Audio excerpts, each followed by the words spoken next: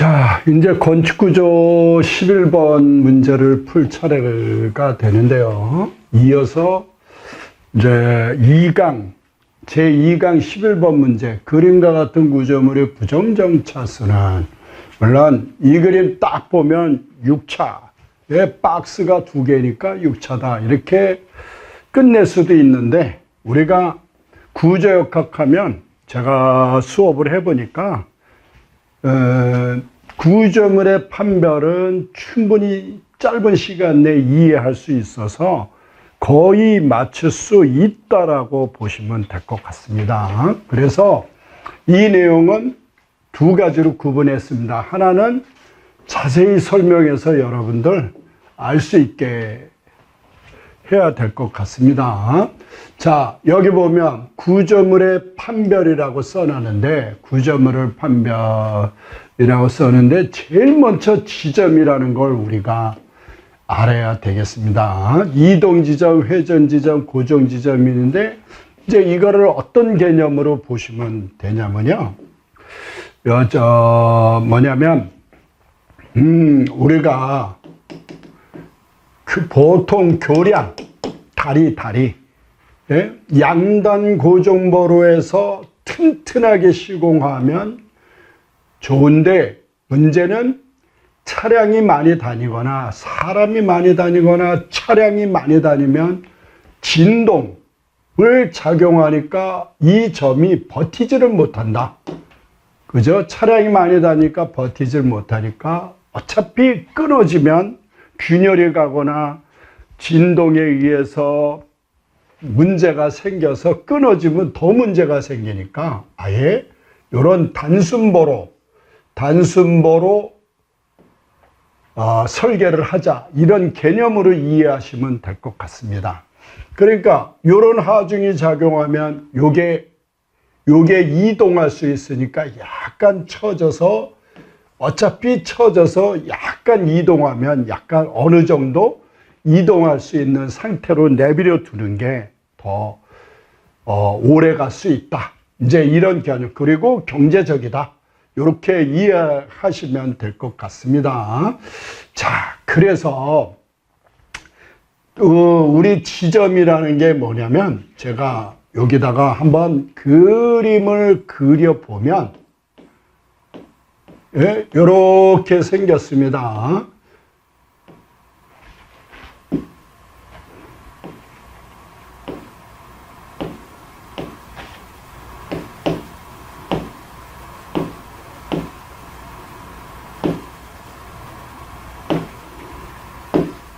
이렇게 생겨서 여기는 부재가, 이제 보가 이렇게 지나온다고. 그죠? 이렇게, 요게 그림이 밑으로 내려가게 하니까 별로 안 이쁜데, 뭐 어쨌든 생긴 형태가 어떻게 생겼다는 걸 알아두시면 될 것 같습니다. 여기는 이게 뭐냐? 롤러를, 그러니까 요런 핀을 박아놨어요. 쇠로 된 핀. 그죠? 그러니까 이런 힘이 작용하면, 당기는 힘이 작용하면 얘가 약간씩 움직일 수 있다, 그런 개념이죠. 그래서 또 앉아가지고 고민하는 분, 야, 이거 강인데 이거 세게 밀면 떨어지면 어떡하냐, 걱정 안 하셔도 돼요. 그 정도 움직이는 게 아니니까, 뭐 위험하다 생각하면 여기다가 콘크리트로 해주겠죠. 그리고 여기는 핀으로 이렇게 또 핀 연결을 해주죠. 그러면 여기에 이제 슬라브를 치고 차가 다닌다, 이런 개념입니다. 자, 그러면 아까 우리가 이동 지점이라는데, 이 구조물이 이동할 수 있다, 그런 내용이죠. 요거를 보면 이동 지점의 표시가 이렇게 되어 있다 그러는데, 이런 식으로 되어 있다 그러는데, 요게 세모죠. 그죠? 세모에다가 요거를 수평으로 쫙 그렸다.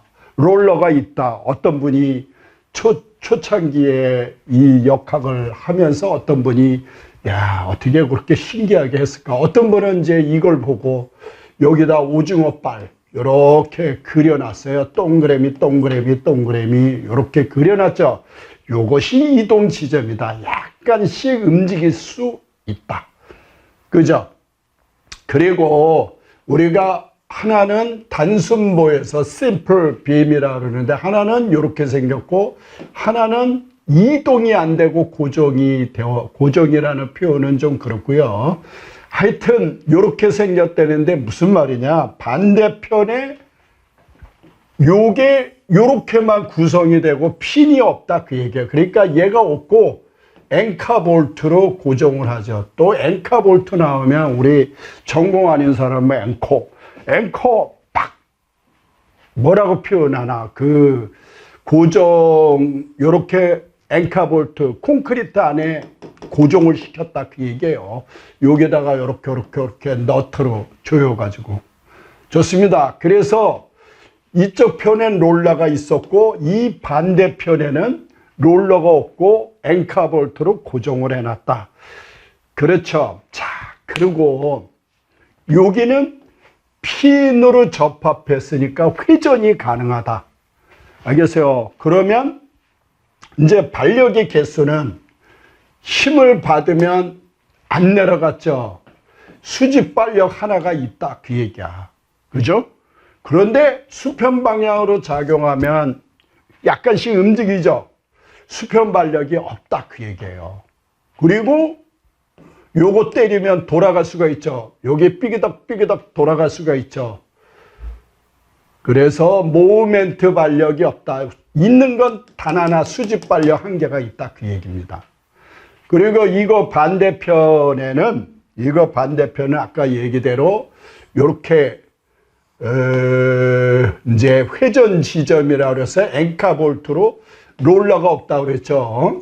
누르면 안 내려가. 그러니까 수직 반력이 있고 밀면 안 움직여. 수평 반력이 있고. 그 대신 여기는 핀으로 고정되어 있으니까 때리면 움직일 수 있다. 그죠? 모멘트가 발생하지 않는다. 이렇게 이해를 하시면 이 정도 이상은 뭐 설명이 쉽지가 않겠네요. 자, 그래서 이동 지점은 반력이 몇 개입니까? 수직 반력 한 개가 있다. 이거를 죽기 살기로 외워야죠. 수직 반력 여기 하나가 이렇게 있고 회전 지점은 수직 반력, 수평 반력 두 개가 있다. 표현은 요렇게 참 여기도 요렇게 해서 어떤 분은 요렇게 띄워놓는다고. 이거는 땅의 표시야. 회전 지점에서 여기다 딱 밀착을 시켜버리고 그런 거죠. 그냥 외우세요. 이동 지점은 수직 반력 한 개, 회전 지점은 수직 수평 두 개. 알겠어요? 외워두고 고정 지점은 우리가 철공 콘크리트 기초, 요 기초 요렇게 생각하시면 철공 콘크리트 우리 기초 땅 속에 묻어 있는 거 이거 보세요. 누르면 내려갑니까? 안 내려가죠. 누르면 안 내려가니까 뭐가 있다? 수직 반력이 있고 그 다음 밀면 안 내려가. 수평 반력이 있고 이 여기를 잡아서 당기면 이게 돌아갑니까? 안 돌아가. 모멘트 반력 3개가 있다. 이거를 명칭을 뭐라고 표현하냐면 수직 반력, 수평 반력, 모멘트 반력, 버티는 값이 3가지가 있다. 버티는 게. 이렇게 이해를 해드리면, 자, 그러면 이제 지점에 대해서 제가 설명을 드렸고요. 그 다음 절점은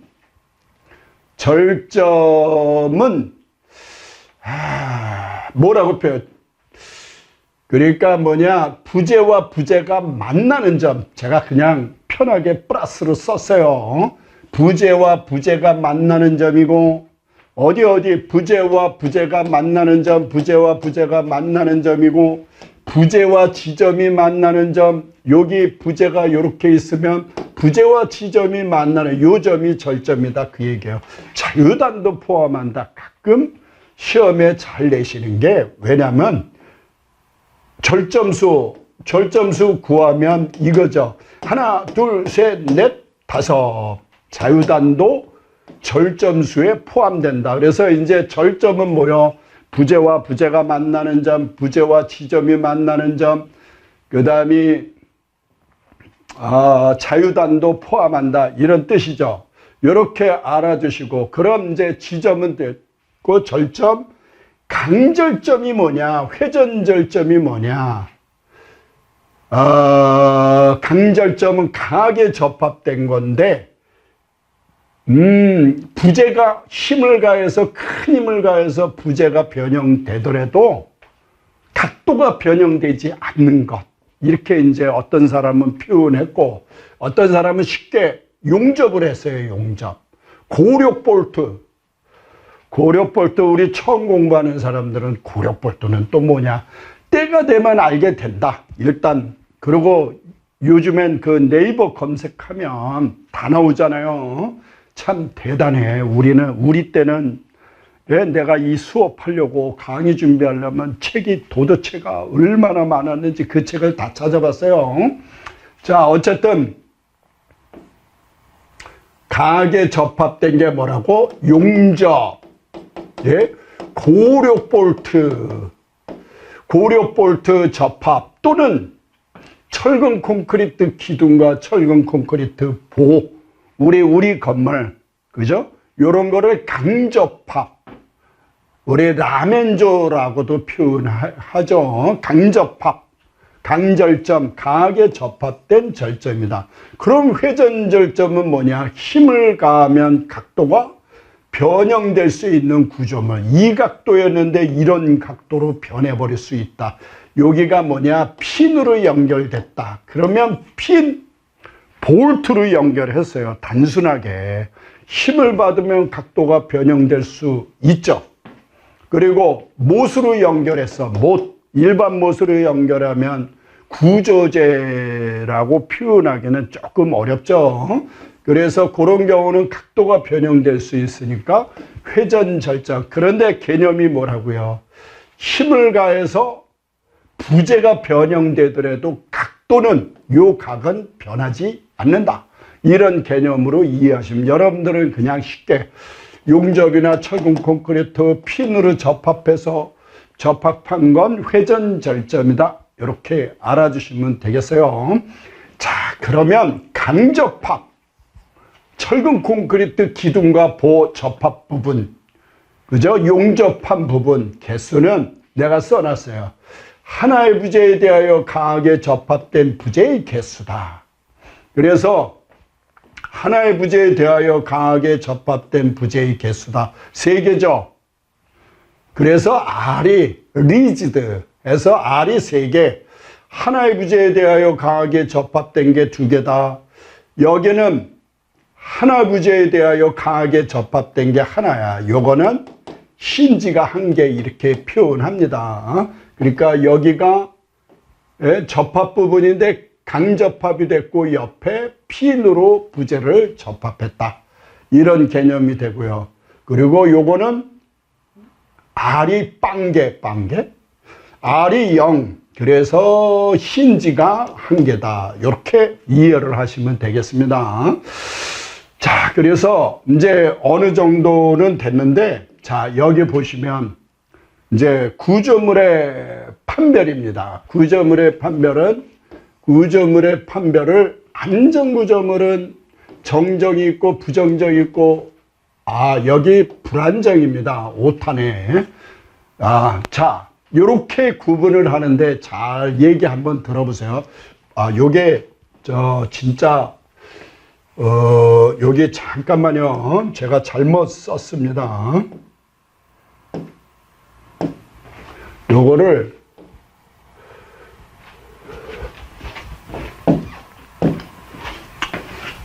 불안정 요렇게 써놔야 되는데 잘못 썼어요. 자, 그러면 불안정은 뭐냐? 여기 우리 위치가 이동하거나 형태가 변형되는 구조물인데, 위치가 이동하는 건 이런 경우가 되겠죠. 구조물이, 그죠? 차야 차. 구조물인데 바퀴가 달려 있어. 그래서 옮겨 다니면서 숙식을 하는 사람도 있죠. 그런 건 구조물에 취급하지는 않는다. 그래서 이동지점으로 되어 있으면 힘을 받으면 위치가 이동하잖아요. 그렇죠? 그래서 불안정 구조물이다. 볼 것도 없다.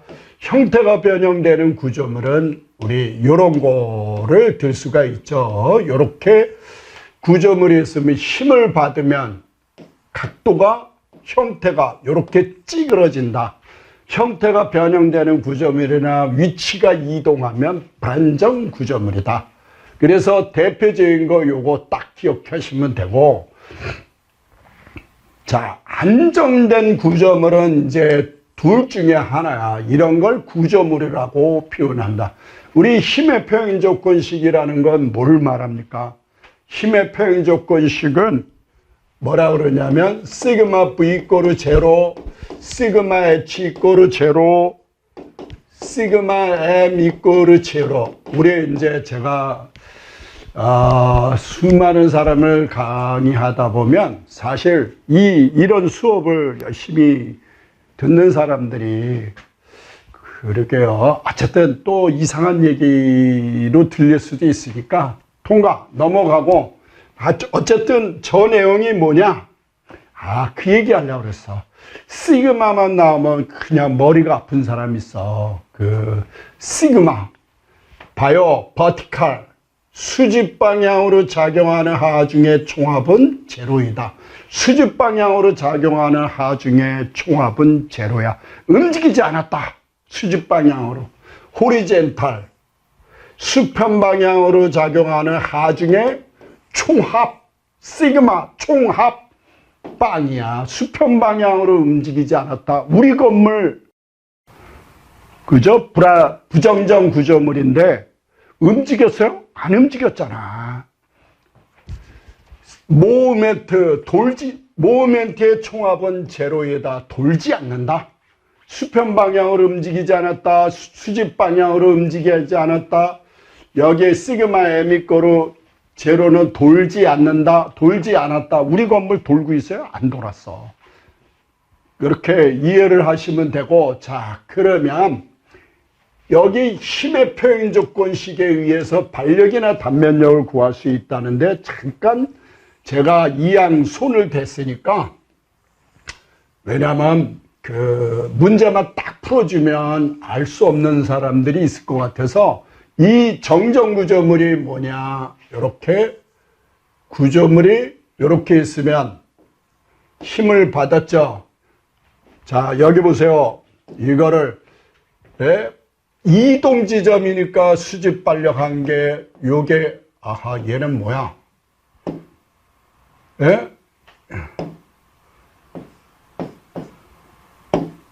수직 발력, 수평 발력 두 개가 있죠.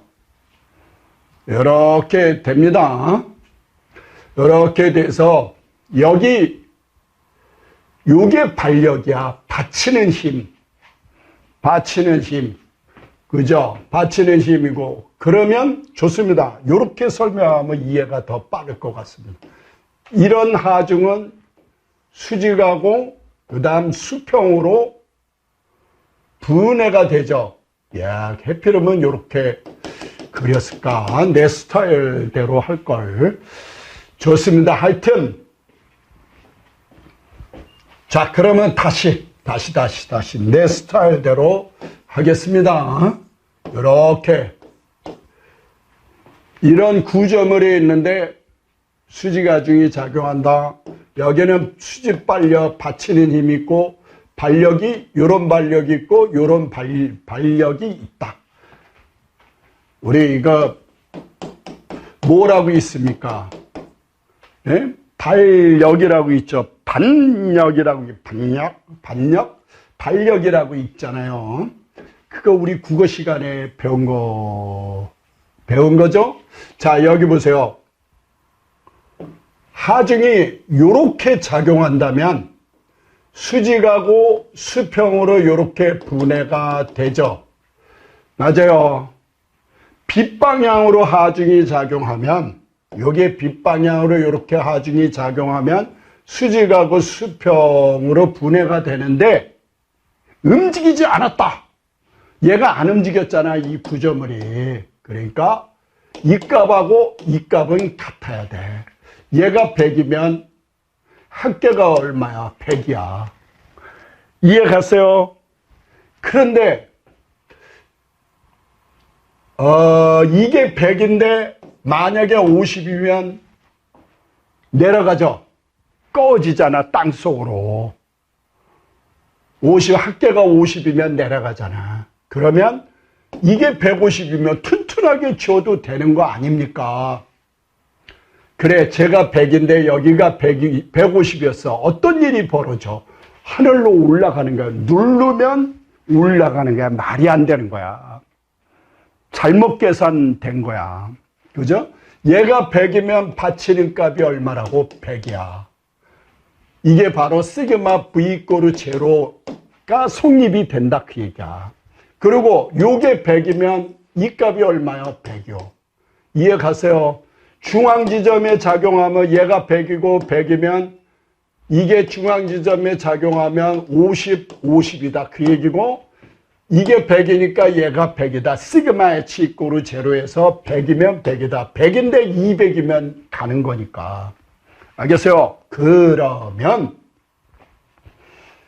여기는 단면역, 반력값은 구했어요. 단면역은 뭐냐? 요 부재의 축으로 요렇게 자르려는 힘이 생기잖아.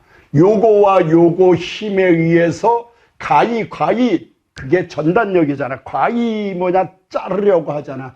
이거를 전단력이라는데 그 값은 50이야. 이렇게 단면력을 찾는단 말이야. 그리고 이 지점에 요렇게 휘어지는 그런 값인데 요 지점의 힘 모멘트는 요거 곱하기 요거다 해서 모두 구할 수 있다. 전단력, 힘 모멘트를 구할 수 있다. 반력. 자, 뭐 구했어? 힘의 평균 조건은 뭐라고? 세 가지야. 시그마 V = 제로, 시그마 H = 제로, 시그마 M = 제로. 힘의 평균 조건식에 의하니까 100이면 100이고 얘가 100이면 100이고 이게 여기에는 뭐가 작용한다만 알면 이제 뺑뺑이 돌리는 거 그거 뭐 뱅글뱅글 도는 거 그것만 플러스 마이너스 이것만 알면 100점. 야, 여러분들 내가 이 구조 정정 이 시간에 다 끝난 거야. 짧은 시간에. 야, 여러분들 한번 해보세요. 별거 아무것도 아니야. 자, 이렇게 얘기하면 이제 어떤 반응이 올는지. 자, 좋습니다. 그 다음이 부정정 구조물이라고 그러는데 힘의 평균 조건식 뭐야? 시그마 V = 제로, 시그마 H = 제로, 시그마 M = 제로 말고도 변형 조건을 부정정 구조물의 대표적인 게 양단 고정보라고 그러는데 이런 구조물이야. 힘을 받으면 단순 뭐처럼 이렇게 변형이 생기는 게 아니라 단순하게 변형이 생기는 게 아니라 이런 식으로 변형이 생긴단 말이야. 여기는 강접합이 돼가지고 이렇게 휘어진단 말이야. 그래서 이런 부분 변형 조건을 고려해야만이 반력이나 단면력을 구할 수 있다. 그죠? 그러니까 정정이나 부정정이나 똑같은데 변형 조건에 하나가 추가가 된다. 그래서 부정정 구조물이 상당히 좀 깊이 공부를 해야 되는 그런 분위기입니다. 뭐 어쨌든 그것도 뭐 쫓아가면 요즘엔 뭐 네이버 검색이나 유튜브 잘 돼 있어가지고 저 훌륭한 사람들 강의 잘 들어보시면 많은 도움이 되리라고 봅니다. 자, 불안정 구조물을 긋고 자, 판별식은 m이 0보다 크면 부정정이고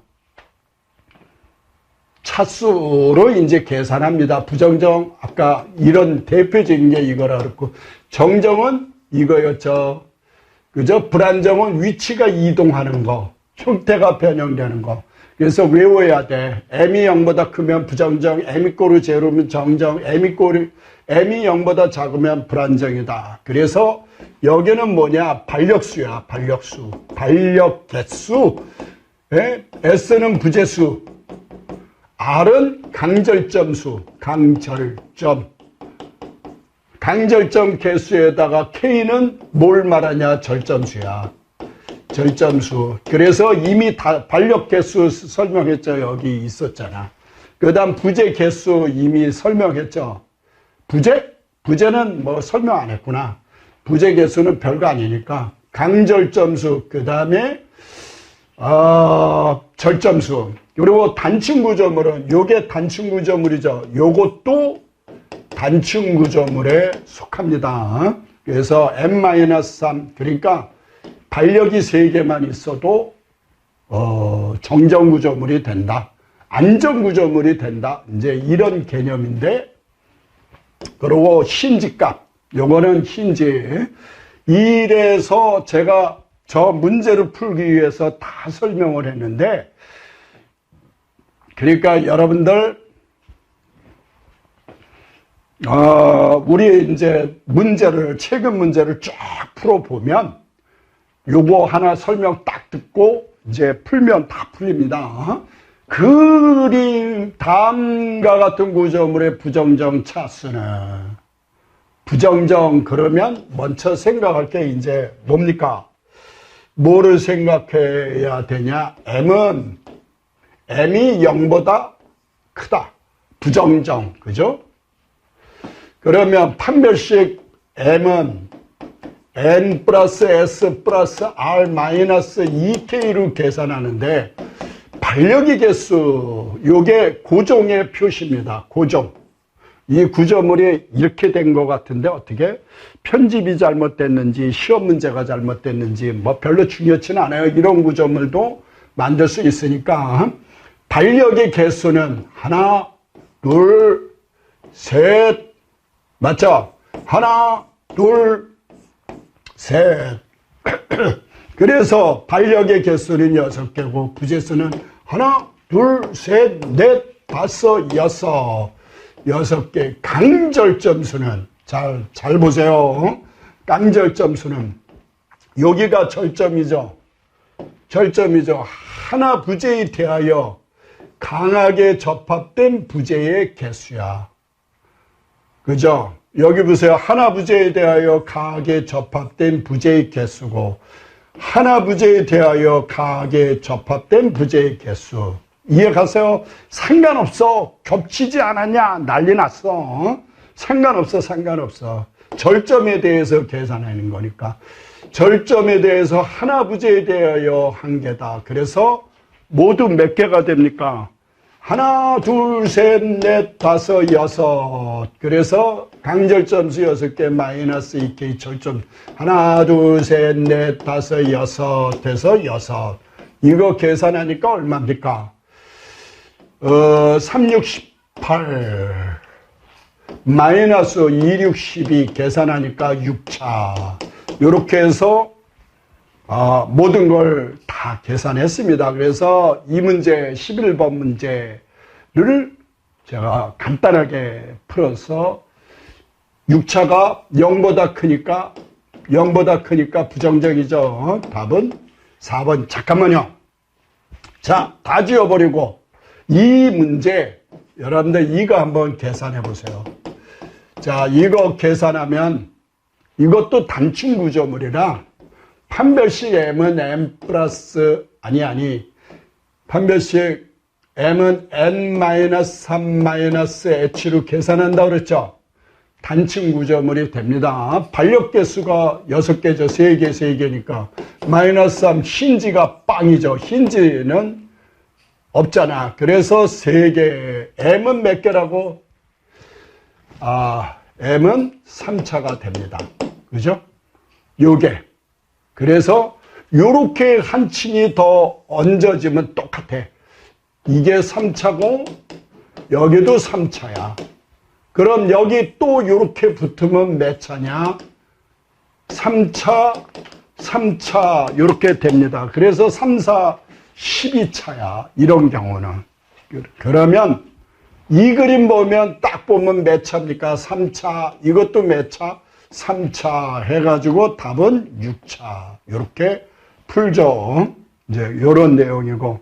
자, 그러면 잠깐 쉬었다가 12번 문제죠. 문제 12번 X축에 대한 단면 2차 모멘트라고 그랬죠. X축에 대한 단면 2차 모멘트를 구하시오. 그러면 X축에 대한 단면 2차 모멘트, 그러면 요 축에 대한 단면 2차 모멘트니까 IX는 IX5 플러스 A Y의 자승에서 계산한다. 이게 바로 단면 2차 모멘트 값인데, 자, 앞에서 내가 설명했는지 안 했는지 기억이 잘 안 나네요. 요게 뭐냐? 도심축에 대한 IX다. 단면 2차 모멘트다. 그래서 우리 사각형이라 그랬죠. 사각형. 이제 구형이란 말 쓰지 말고 아마 그게 1번씩 한문이 될 것 같아요. 그 다음이 삼각형이 있고, 그 다음 또 원형 해가지고 세 가지. 이 세 가지는 확실히 암기를 하고 넘어갑시다. 근데 여기 삼각형은 이제 잘 안 나오죠. 그래서 사각형은 이렇게 생겨서 요게 B고 H고, 삼각형 이렇게 생겼는데 뭐냐, 높이가 H고 폭이 B야. 그리고 원형 단면은 지름이 D다. 이렇게 생겼으면 식이 얼마입니까? IX5 도심축에 대한 단면 2차 모멘트, 도심 IX5라고 표현해야 되겠죠. IX5는 12분의 BH의 3승, 삼각형이니까 IX5는 삼각형이라 36은 아니고 12에다 3을 곱하니까 36이더라. 절대 안 잊어먹는다. BH의 3승, 원형은 IX5는 64분의 파이 D의 4승이다. 죽기살기로 외워야 됩니다. 잠깐만. 이 도형의 도심은 여기죠. 높이의 절반. 그죠? 삼각형은 이거의 중앙, 이거의 중앙, 이거의 중앙 연결했죠. 맞습니까? 요게 요 점이 뭐다? 도심. 그 다음 원형은 요게 도심이죠.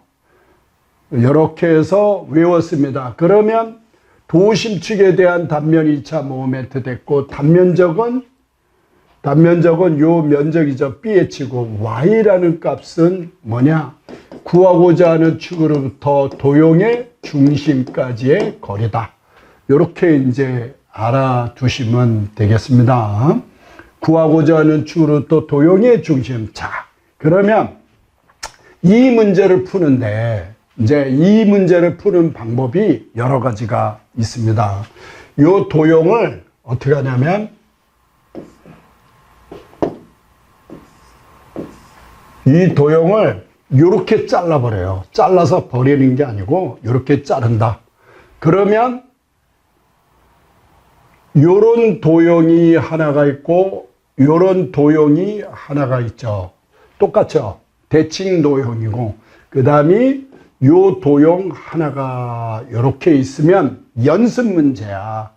이거는 좋아요. 그러니까 IX1, 여기는 IX2, 이거는 대칭이니까, 네? IX는 도심축에 대한 단면 2차 모멘트는 IX1 플러스 IX2가 되는 거죠.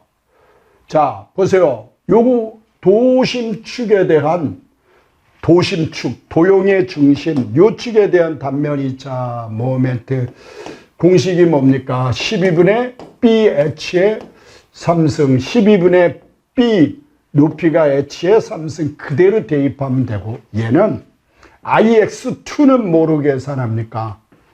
일단 뭐냐? 도심축에 대한, 도형의 중심축에 대한 단면 2차 모멘트 12분의 Bh의 3승 플러스 면적에다가 y값이 뭐냐? AY의 자승이라고 그러는데 여기서 y는 구하고자 하는 축으로부터 도형의 중심까지의 거리다. 요게 y다. 됐습니까?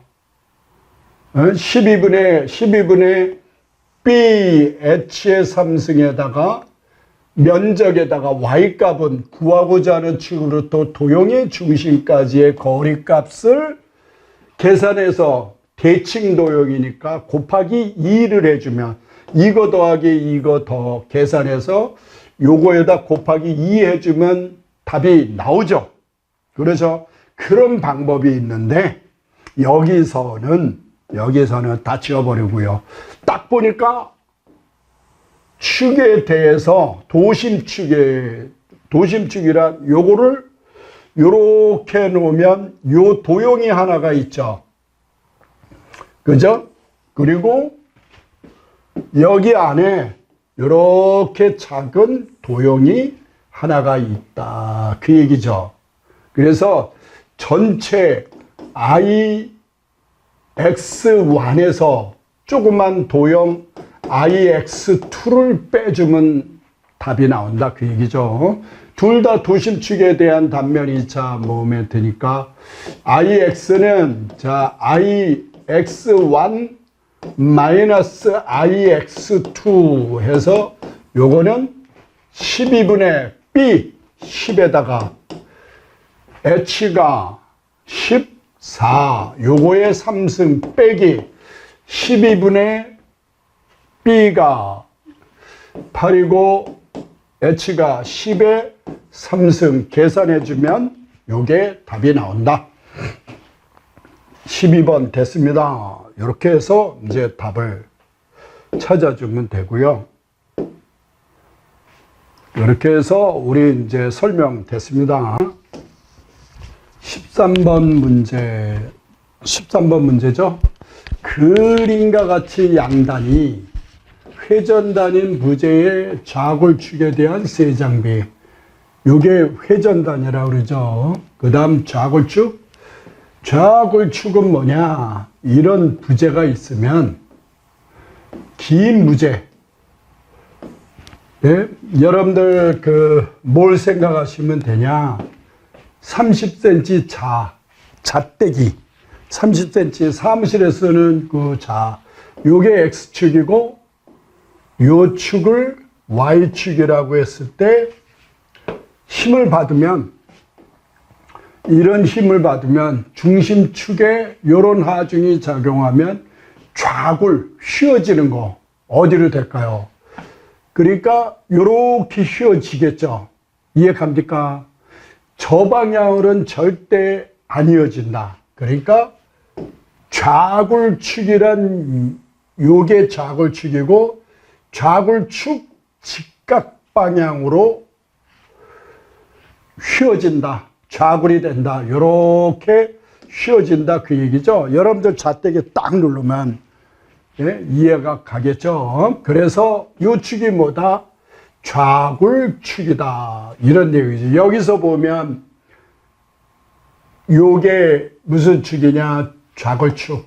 좌골축. 그리고 참고로 요게 강축이라고 그러죠. 강한 축.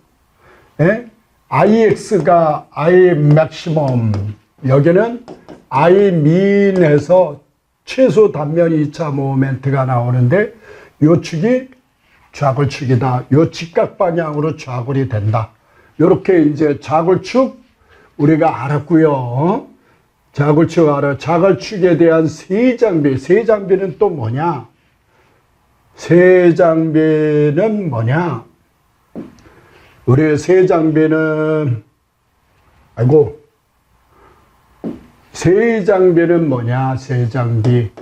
세장비는 가늘고 긴 기둥의 비율을 말하는데 람다로 표현한 해죠. 람다로 표현합니다. 근데 R분의 KL로 계산한다. 물론 요거를 I로 표현하는 분도 계세요. 그리고 KL은 LK라고 이렇게 표현하는데 명칭 일단 확실히 알고 넘어가자고. LK 요거를 유효 좌굴 길이, 그러니까 요게 유효좌굴 길이고, 그죠? 요 값이 뭐냐? 개수야, 개수. 그 단계, 그러니까 2다, 1이다, 1.5다, 0.7이다, 요런 걸 개수값이라고 그러죠. 요거는 부재의 길이가 되고요. R은 뭐냐? 단면 2차 회전 반경. 네, 단면 2차 회전 반경, 단면 2차 반경, 반지름 이렇게 표현합니다. 그러면 R 값은 또 어떻게 되냐? 루트 A분의 I로 계산한다. 공식입니다. 죽지살기로 외워야지. A는 면적이고 이 면적이 되는 거고, 그죠? I는 12분의 Bh의 3승, 도심축에 대한 단면 2차 모멘트, 12분의 Bh의 3승, 12분의 Bh의 3승인데 좌굴축에 대해서 구하라고 그랬으니까 12분의 B가 2게 되고 H가 2게 되는 거죠. 되겠어요? 자, 그럼 이제 기본적인 건 제가 다 설명했고, 여기 보면 뭐냐, 유효좌굴 길이 LK 해서 요게 개수라고 그랬죠? 유효좌굴 길이 개수값. 개수값인데 1단 고정, 타단이 자유다. 여기가 고정이고 여기가 자유야. 네? 그러면 이렇게 딱 힘을 받으면 요렇게 쉬워지더라. 양단이 힘지고 한 단이 고정이고 타단이 힘지고 양단이 고정이다. 이제 이렇게 됐습니다. 그렇게 해서 한 단이 고정, 타단이 자유, 양단이 힌지해서, 그러니까 한 단이 고정, 타단이 자유면 요게 2고 개수가, 양단이 힌지면 1이고 고정, 그리고 여기가 회전이면 0.7이고 양단이 고정이면 0.5다. 죽지살기로 외워야 된다. 그런 내용이죠. 자, 그러면 이 문제를 풀려면 세장비를 구하시, 좌굴축에 대한 세장비를 구하라 그랬으니까 세장비 람다는 단면 2차 회전 반경분의 KL로 계산한다. 그죠?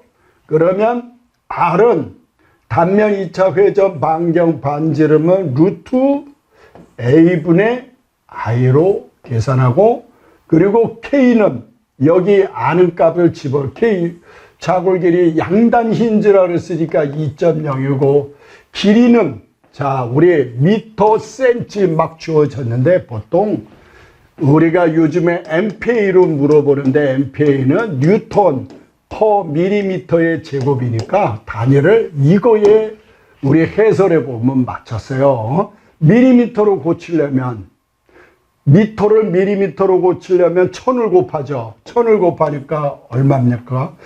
하나, 둘, 셋. 그래서 6600. 그죠? 6600. 그 다음에 여기다가 쓸까요? 요 값은 A는 단면적은 루트 단면적은 300 곱하기 500 밀리미터로 고쳤습니다. 단위를 보통 2단위로 거의 물어보니까 연습을 아예 저렇게 하는 게 좋겠다. 그 다음 좌굴축에 대한 단면 2차 모멘트는 12분의 B가 어디냐면 요 값이고 요게 H값이다. 그래서 12분의 B가 500이고 그 다음 H는 요 높이죠. 300의 3승 12분의 BH의 3승 이렇게 됩니다. 그래서 요거 계산한 값을 여기다가 계산해서 집어넣고 때리면 답이 나오죠. 자, 그러면 이제 14번 문제로 넘어가도록 하겠습니다. 자, 이제 14번 문제가 되겠습니다. 보통 중량 콘크리트, 이게 경량 콘크리트 개수가, 요것도 람다로 표현하는데 1.0이라고 하죠. 보통 중량 콘크리트, 경량 콘크리트 개수 람다는 1.0이다. 암기를 하세요. 사용한 그림과 같은 보의 단면에서 외력에 의해 균열, 외력에 의해서 힘을 받아서 균열이 발생했다. 균열 모멘트 MCR을 구하셔. MCR 균열 모멘트.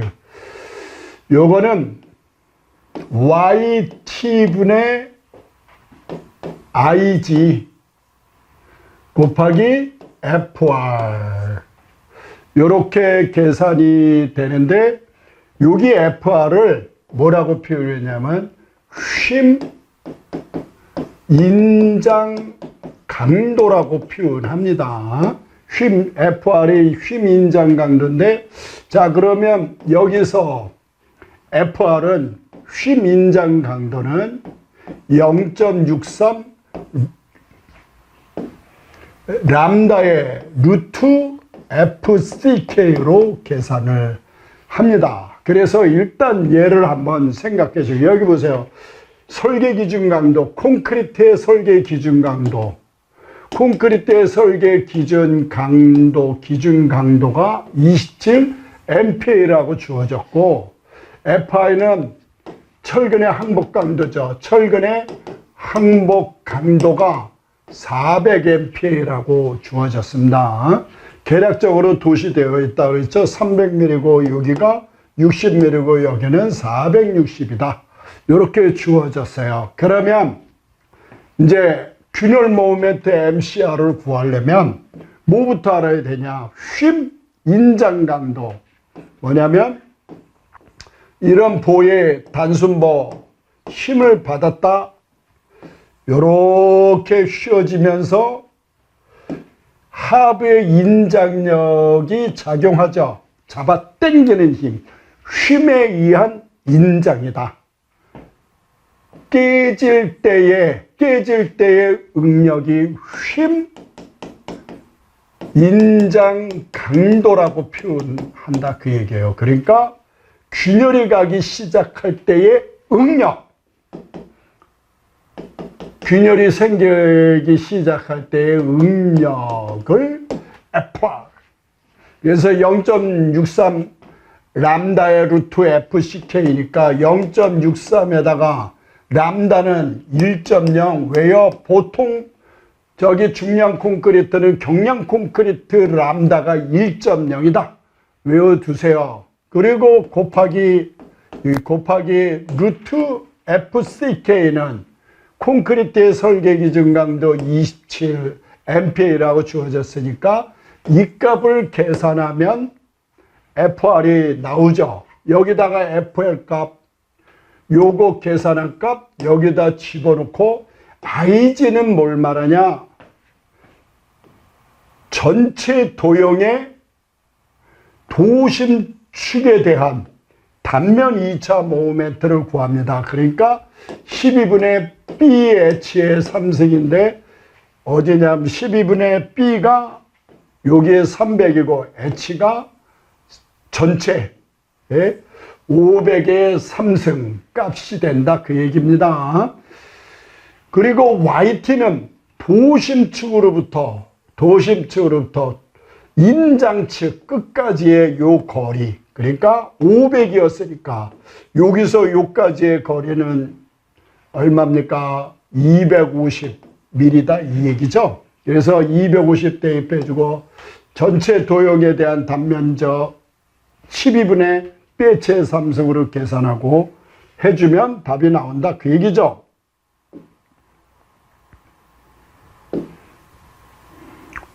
자, 그러면 다음 문제로 넘어가도록 하겠습니다. 자, 그러면 이제 15번 문제입니다.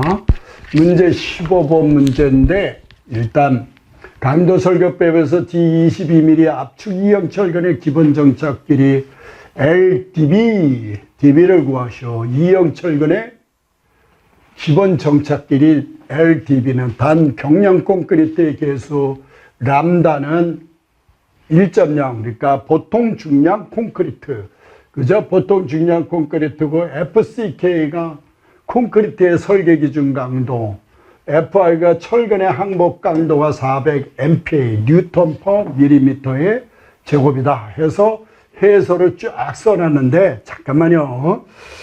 이것도 우리 이제 요게 우리 처음 설명하는 거니까 몇 가지 좀 설명을 하도록 하겠습니다.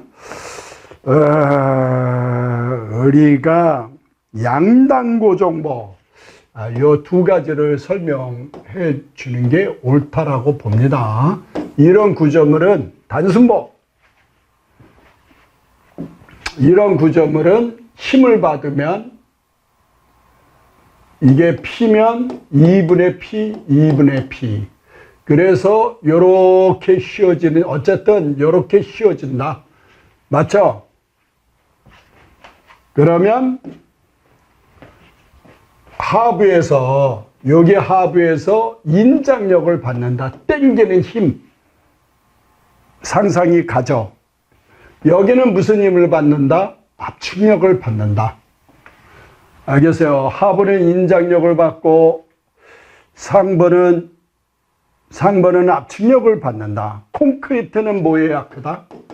콘크리트는 인장력에 약하다. 인장력에 약하다. 그러니까 잡아당기면 끊어진다 그 얘기예요. 그러니까 어떡하냐? 여기다가 철근을 요렇게 철근을 딱 배근해주면 튼튼하죠. 그러니까 힘이 작용하면 여기에 인장력이 이렇게 작용해도 잘 버틴다 그 얘기죠. 아까 철근이 없었으면 여기 이렇게 균열이 가는데 철근을 집어넣으니까 튼튼하더라 그 얘기죠. 자, 그러면 요번은 양단고정보는 좀 크게 그릴게요. 양단고정보는 어떤 일이 벌어지냐? 누르면 이렇게, 그죠? 볼록 튀어나오고 여기는 이런 식으로 되겠죠. 이런 식으로 되는데 여기 보세요. 여기 하부에 뭐가 발생하냐? 인장력이 좀 심하게 그려놨죠. 여기는 압축력이 작용하고 콘크리트는 압축력에 잘 견딘다. 인장력에 견디지 못한다. 여기는 여기서 인장력이 생긴다. 여기서 인장력이 생기고, 그죠? 그러니까 콘크리트는 압축력에는 잘 견디는데 인장력에 견디지 못하니까 여기서 균열이 간다 그 얘기예요. 그죠? 이런 부분에서 균열이 간다. 그러니까 인장력이 작용하는 부분에 이렇게 철근을 이런 식으로 배근한다 그 얘기죠. 이게 바로 인장철근이라고 한다 그 얘기예요. 인장철근. 그러면 철근이 이 밑으로도 들어가죠. 이 철근이 뭐냐? 압축근이라고 한다 그 얘기예요. 압축력을 받는 철근이다. 이해 가세요? 여기도 철근이 들어가면 압축철근이라고 그러는데, 자, 그래서 여러분들 이거 한번 보세요. 여기다가 이렇게 볼을 그려놓고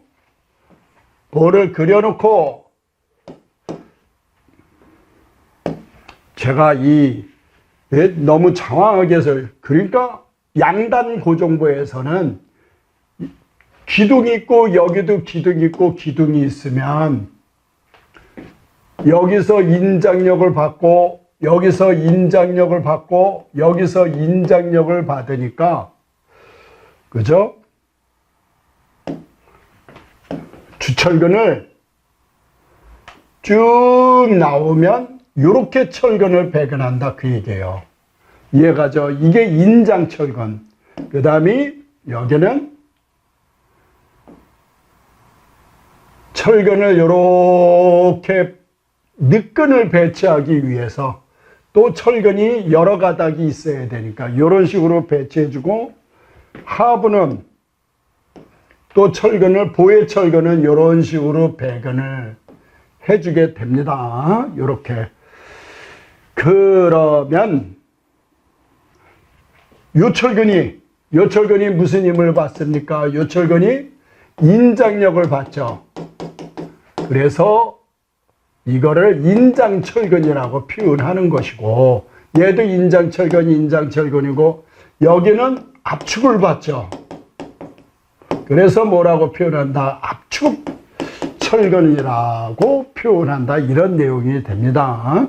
그래가지고 힘을 받으면 철근이 빠질 수도 있으니까 보통 이렇게 정착을 하죠.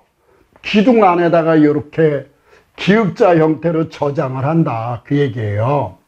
그리고 이것도 정착을 하는데 어떤 경우에는 쭉 지나가게 정착시키는 경우가 있습니다. 그죠? 요 압축철근도 그냥 이렇게 쭉 지나가게 정착하는 경우가 있습니다. 이제 그러면 지금 배운 게 뭐냐? 인장철근이 뭔지 압축철근이 뭔지 알겠죠? 압축력을 받으니까 압축철근이라고 표현하고, 인장력을 받으니까 인장철근이라고 한다. 이제 알고 보면 별것도 아닌데, 그죠? 그거 좀 안다고 뭐 상당히 여러분들, 우리 전공 아닌 분들 너무 좌절하지 마시고, 별것도 아니니까 모르는 거 메시지 주세요. 제가 답변 다 해드릴게요. 알겠죠? 자, 그러면 뭐라 그랬냐? 압축 이형 철근이라고 그랬죠. 자, 그러면 그래도 잘 이해가 안 가는 사람이 있을 것 같아서 여기다 그릴게요. 이게 기둥이고 여기는 보가 이렇게 있으면 여기는 보, 가더, 여기 칼럼, 기둥 이렇게 있습니다. 철근이 이렇게 들어가서 정착을 하는데, 정착을 하고 또 보통 이렇게 들어가서 철근이 들어가는데, 또 하나는 철근이 여기로 가서 그냥 쭉 이렇게 정착이 된다. 그런 내용이죠. 이제 세 가지 경우인데, 요 철근을 뭐라 그러냐? 요 철근이 압축철근.